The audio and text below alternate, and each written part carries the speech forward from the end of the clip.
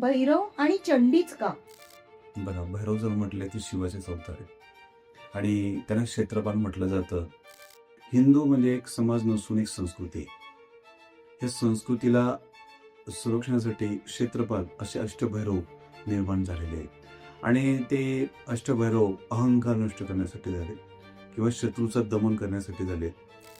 जर आई भगवतीच्या मंदिरात जर गेला तर तुम्हाला त्या ठिकाणी कालभैरव, वटुभैरव हे मंदिर सापडतात.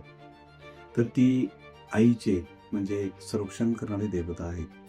तसंच आई भगवतीकडे जाताना भैरवांचा आशीर्वाद घेऊनच पुढे जावं लागतं आणि ती क्षेत्रपाला देवता असून संरक्षण देणारी देवता आहे. आणि संमिश्र पाठ करण्याचा अर्थ असा की आई भगवती सहित भैरवांचं आपण आव्हान करू.